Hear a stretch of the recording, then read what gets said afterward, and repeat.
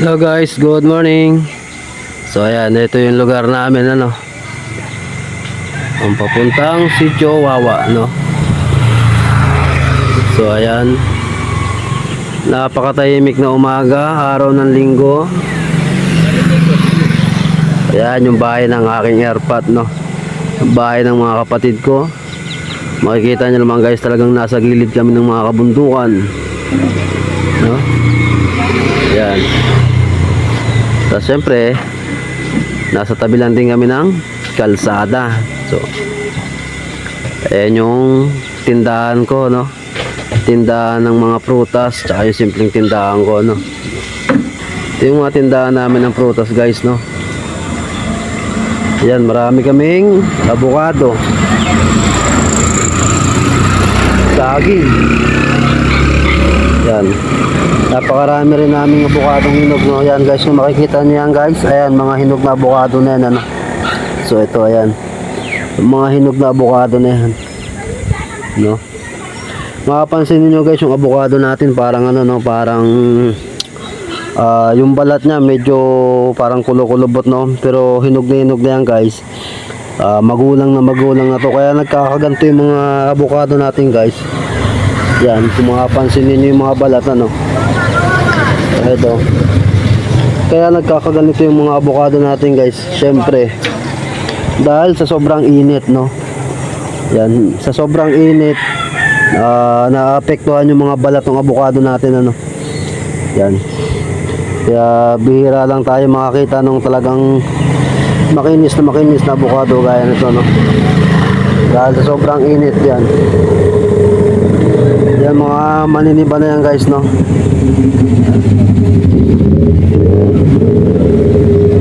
Bukas sinog na yan lahat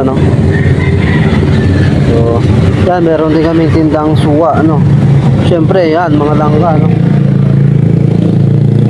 Yan, kita nyo naman guys, mga naglalaki ang langka Yan, mga langka So ito guys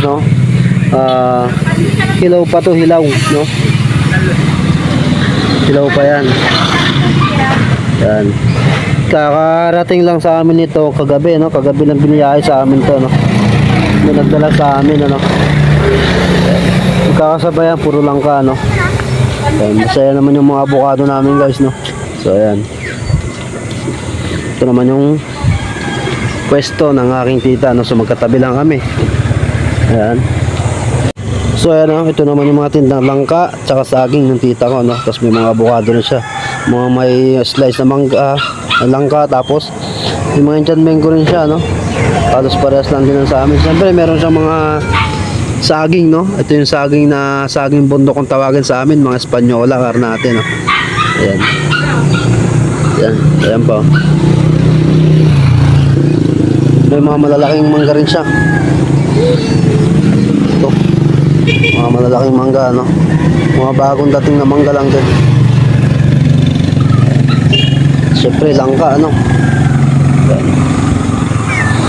So ayan, halos magkatabi lang din kami ng pwesto Siyempre shout out sa mga ayan.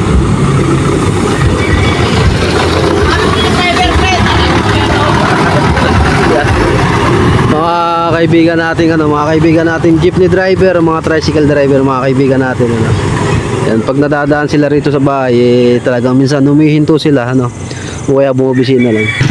Yan ang lugar namin pupuntang Sitio Wawa. So ayan lang guys share ko lang itong umaga ng linggo sa mga oras na to. So ayan lang guys, thank you